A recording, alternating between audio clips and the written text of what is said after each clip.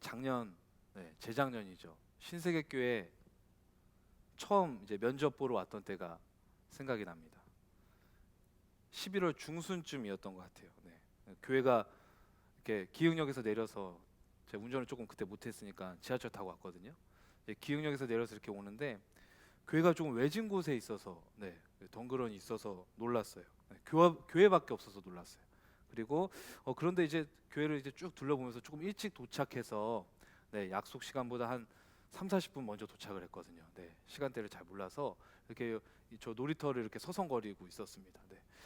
가을의 정취였는지 나무와 낙엽이 막 이렇게 막 휘날리고 그런 곳에 이렇게 교회를 딱 보는데 참 좋다라는 그런 느낌이 들었습니다.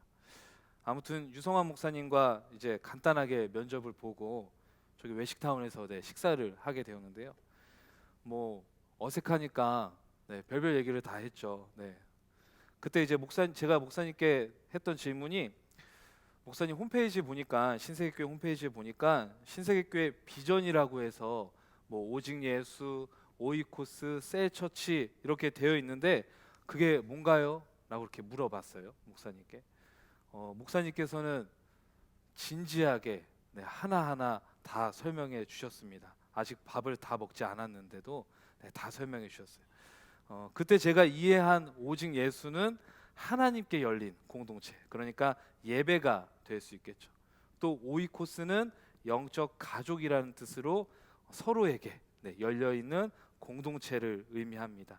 신세계교회에 모인 이들은 하나님 안에서 모두 영적 가족이다라는 의미를 이 오이코스가 가지고 있죠. 마지막으로 셀처치. 셀처치는 세상으로 열려 있는 공동체, 즉 선교를 의미합니다. 우리 교회가 투게더 기흥을 통해서 이 지역 사회를 섬기고 또 인도 아웃리치처럼 열방을 품는 일이 바로 이 셀처치 의미를 담은 것이죠. 그러면서 담임 목사님은 거기서 그치지 않고 더 자세히 설명해 주셨어요. 목사님은 이 오직 예수, 오이코스, 셀처치 이 세 가지 비전이 1년에 하나씩 3년 주기로 세 개의 비전이 이렇게 계속해서 돌아간다고 알려주셨어요. 나선형 계단처럼 그 비전이 점점 깊어지는 것이죠.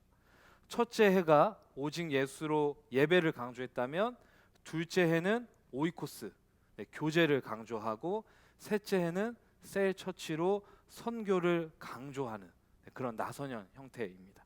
자, 그렇다면 올해 2020년 올해는 오직 예수, 오이코스, 셀처치 이 세 가지 비전 중에 어떤 것이 강조되는 해일까요?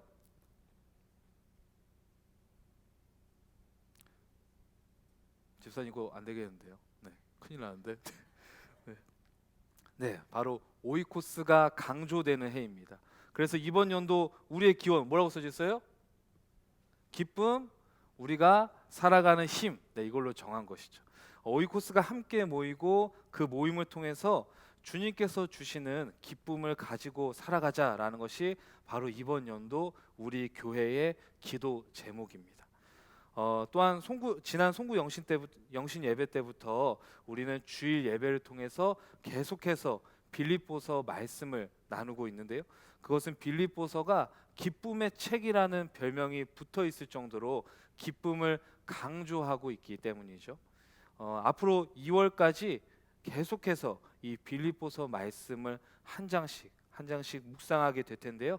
이 말씀을 통해서 여러분의 삶 가운데 주님께서 주시는 기쁨이 가득하기를 간절히 소망합니다.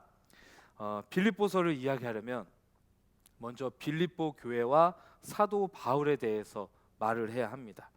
제가 작년 3월에도 빌립보 교회에 대해서 이렇게 3부 예배, 그때 3부 예배죠. 앞에 나와서 여러분께 전해드린 적이 있어요. 혹시 기억하시나요? 감사합니다. 아무도 기억하지 못해서 제가 또 말할 수 있어요. 빌립보라는 도시는요, 당시에 로마의 식민지였던 마게도냐의 수도였습니다. 지금의 그리스 지역이죠.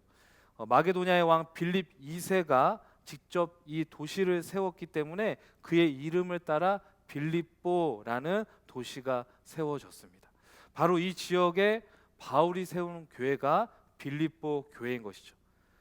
그 전까지 당시 소아시아, 지금의 터키 지역에서만 주로 교회를 세우고 선교를 하고 사역을 했던 바울은 이 빌립보 교회를 기점으로 그리스를 비롯한 유럽 선교를 쭉 이어가게 됩니다. 한 성경학자는 이 빌립보라는 도시가 로마의 축소판이다라고 말해요. 그만큼 빌립보는 로마의 영향을 굉장히 많이 받는 그런 도시였어요. 비록 로마의 식민지였지만 로마의 퇴역 군인들이나 그의 가족들이 이곳에 많이 살고 있었기 때문에 그냥 로마의 식민지가 아니라 특별 식민지다라고 불릴 정도였죠. 그래서인지 이들에게는 로마인들이 가지고 있는, 로마인들만 누릴 수 있는 동일한 특권이 그들에게 부여되기도 했습니다. 특권 중에 예를 들어 개인의 재산을 이제 소유하거나 또한 이제 세금을 감면받는 그런 혜택을 누렸죠. 사실상 로마 시민권을 이들이 가지고 있었던 거와 다름없어요. 그래서인지 이들은 로마의 관습과 정신을 따르면서 빌립보인이지만 로마인으로 사는 것에 굉장히 자부심을 느꼈습니다. 이런 로마의 자부심이 넘치는 곳에 지금 바울이 어떤 걸 세웠어요? 교회를 세운 것이죠. 그 교회가 바로 빌립보 교회입니다. 이런 빌립보에서 복음을 전하는 일은 결코 쉽지 않았습니다.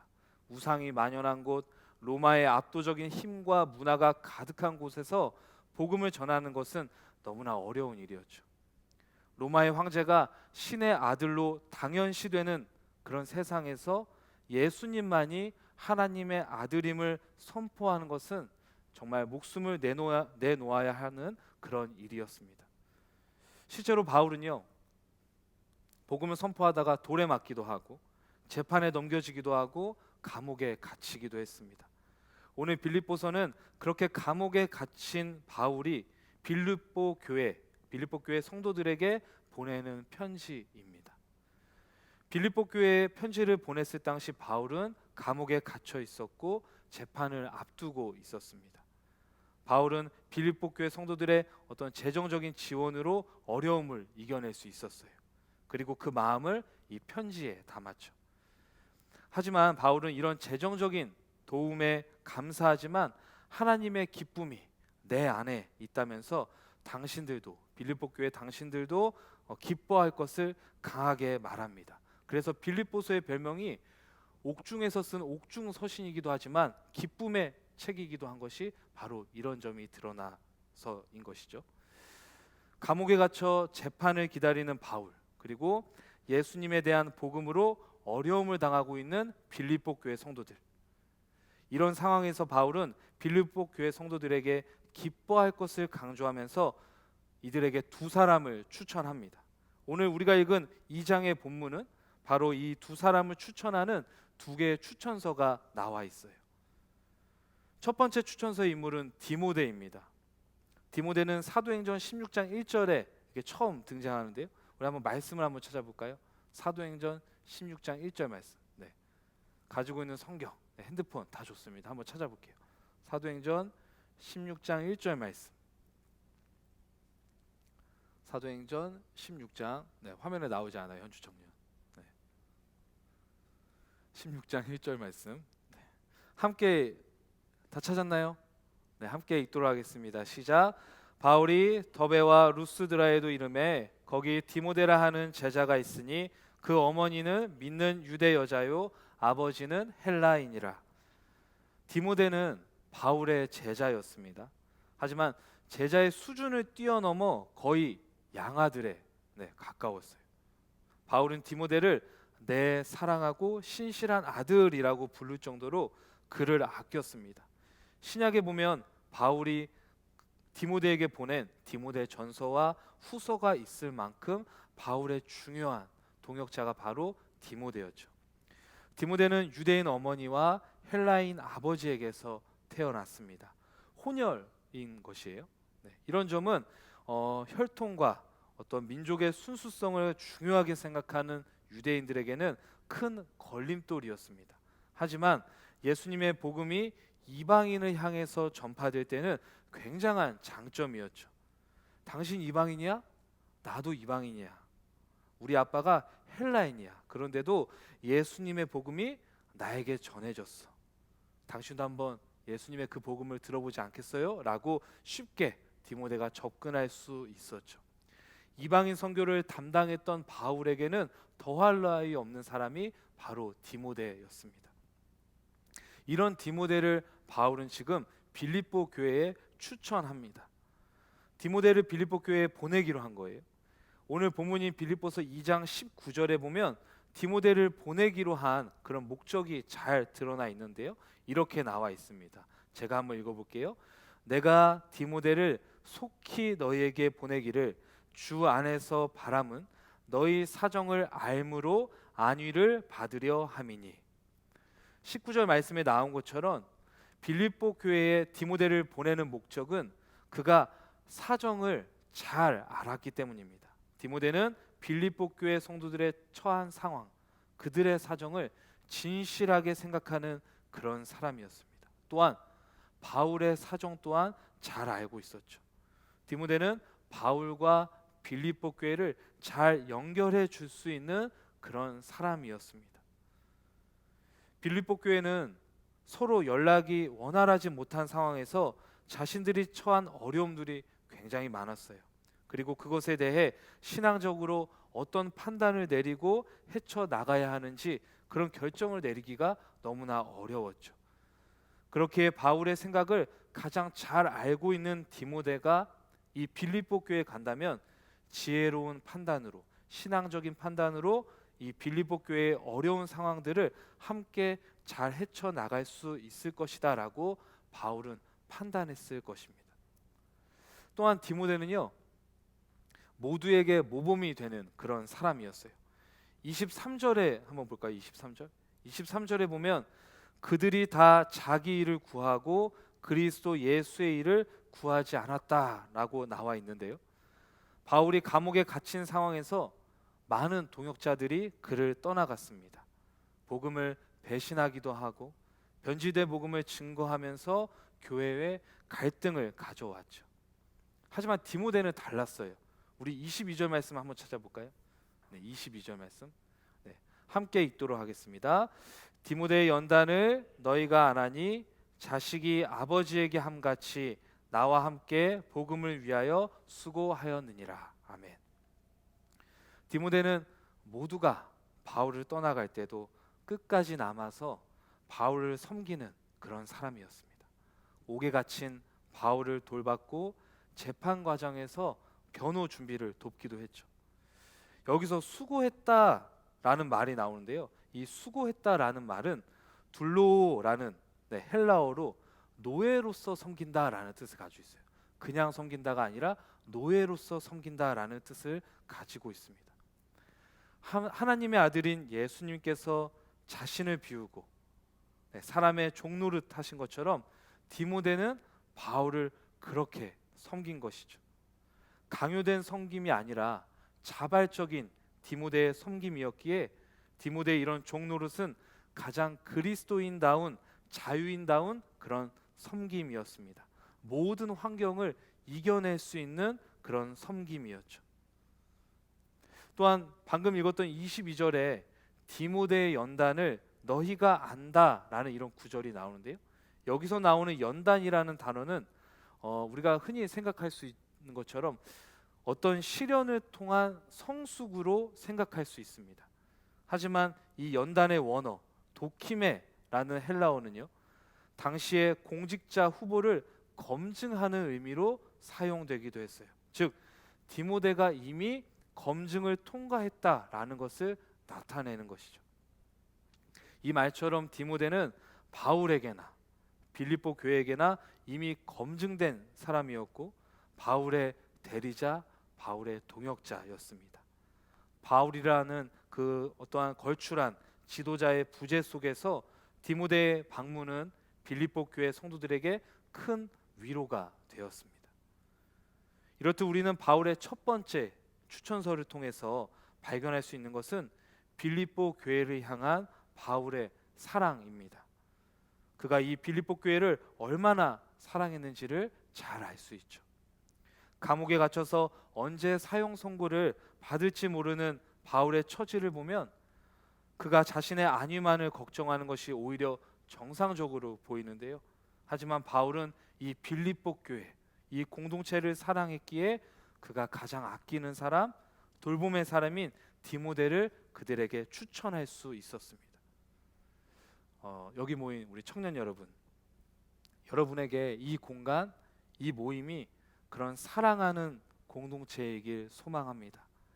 이 공동체 안에 하나님께서 주신 기쁨을 발견하시길 바랍니다. 그리고 바울이 그러했듯이 나의 삶의 처지를 뛰어넘어 이 공동체를 사랑하시길 간절히 소망합니다.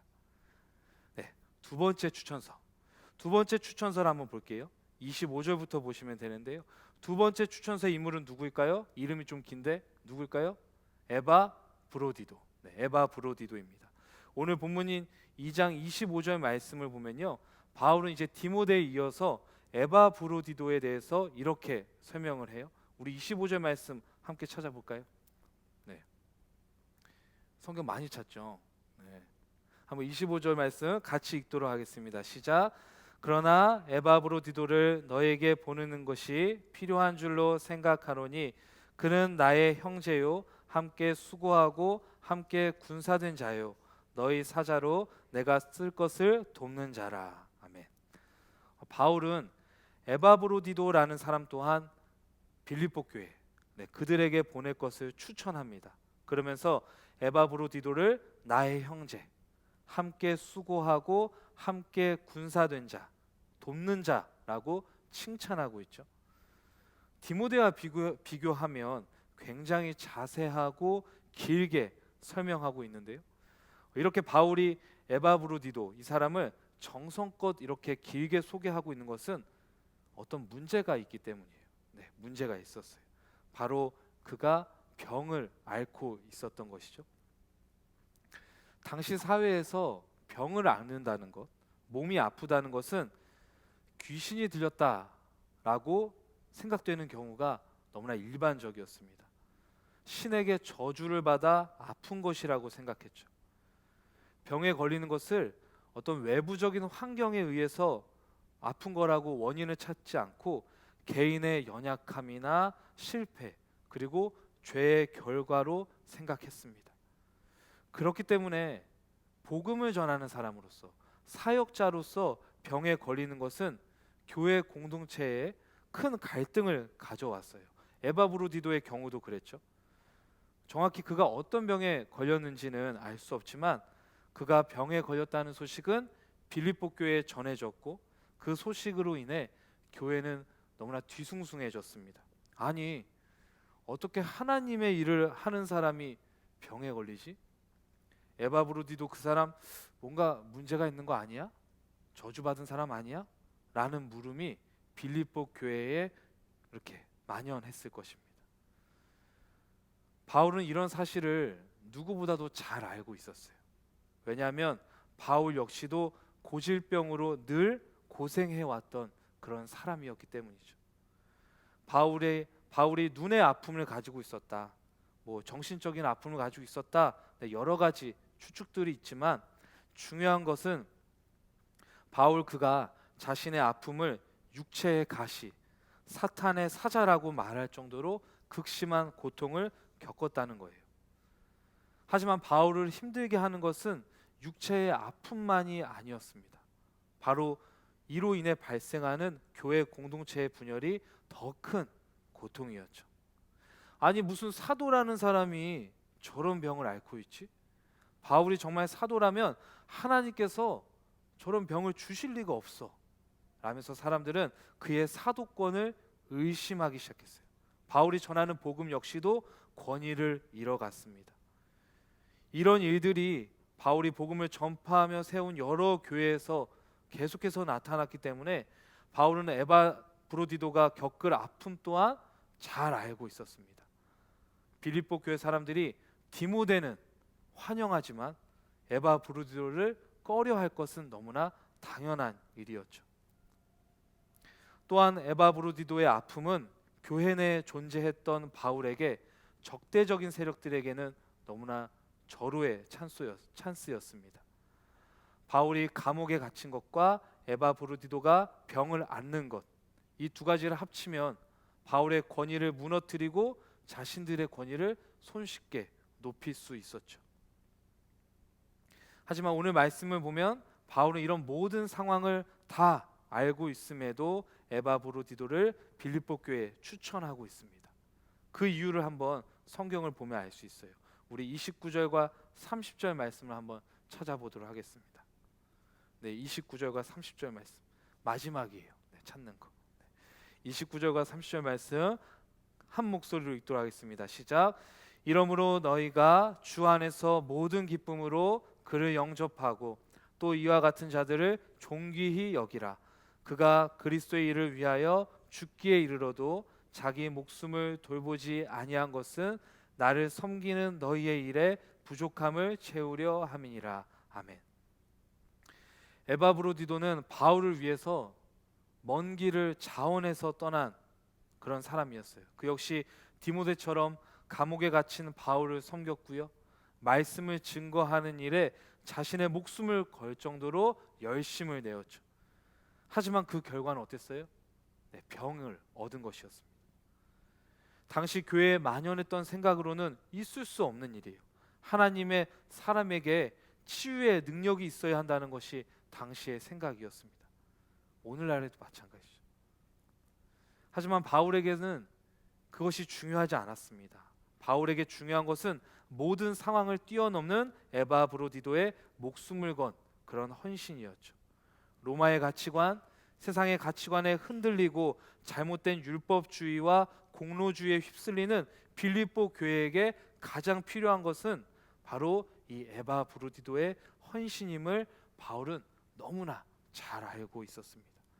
그렇기에 바울은 이 에바브로디도를 기쁨으로 맞이하라며 빌립보 교회에게 편지하고 있는 것이죠. 이렇듯 바울이 보낸 두 개의 추천서에 나오는 이 두 사람, 디모데와 에바브로디도, 이 두 사람은 모두 빌립보 교회의 부족한 부분을 채워주는 그런 사람들이었습니다. 디모데가 빌립보 교회의 부족한 위로를 채워주는 그런 사람이라면 에바브로디도는 빌립보 교회의 부족한 흔들리지 않는 신앙, 끊임없는 헌신을 채워주는 그런 사람이었죠.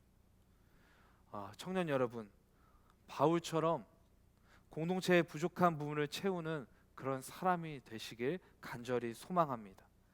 우리가 인도 아웃리치 팀을 인도 땅에 보내어서 그 땅, 그곳에 부족한 사랑과 관심을 채워 나가는 것처럼 계속해서 그런 일들을 행하시고, 또한 내가 있는 이 신세계교회 공동체, 사랑하는 이 공동체의 부족함을 함께 채워 나가시길 간절히 소망합니다.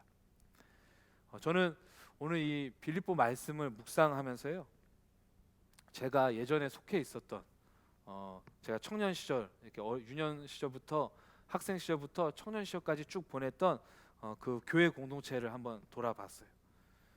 저는 이제 보기와는 다르게 굉장히 쾌활해 보이고, 그렇게 보이지만, 멋지게 보이지만, 인싸처럼 보이지만, 저는 아웃사이더 기질이 다분합니다.